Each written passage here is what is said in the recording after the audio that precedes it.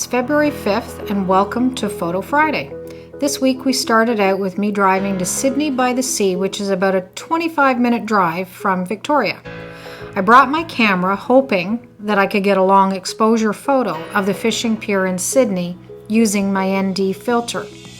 By using the ND filter and leaving the shutter open for a long period of time gives the water that mystic, silky look like in Bob's photo that you see here.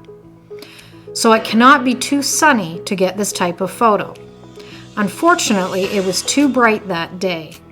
So I decided to go for a walk on the pier and left my camera in the Jeep. When I got down to the water, there were people crowded around one section by the fish market, and they all had their phones out taking pictures.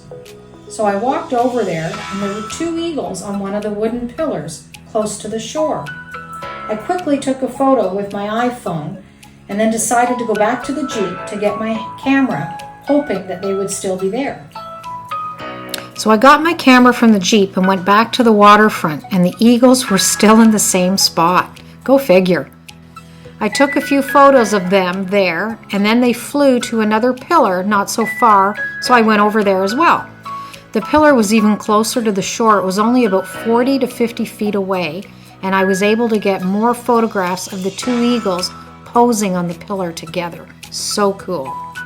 Luckily, I had my 70 by 200 millimeter zoom lens on my camera. This was only the second time using this lens, so I'm still learning how to use it. I normally use my 17 by 40 millimeter wide angle lens. Since I recently started using my 70 by 200 millimeter zoom lens, I reprogrammed the automatic focus button that's normally on the shutter release button to now be on the AF on button on the back of my Canon 5D Mark II camera.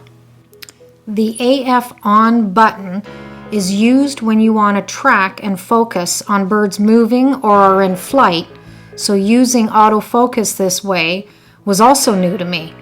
Normally, I use manual focus because most of my shots are of landscape scenes.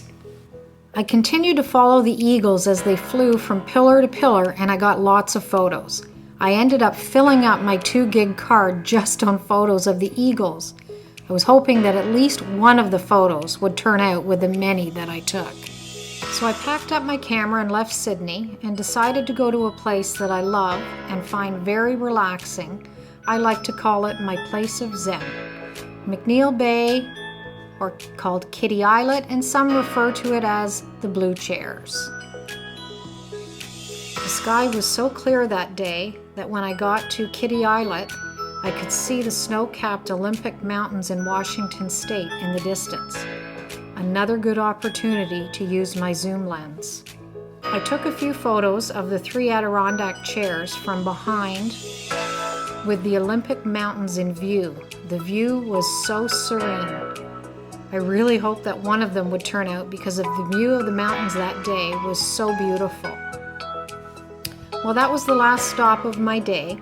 The rest of the week, Bob and I spent practicing using the zoom lenses by going back to Sidney because Bob really wanted to get photos of the eagles.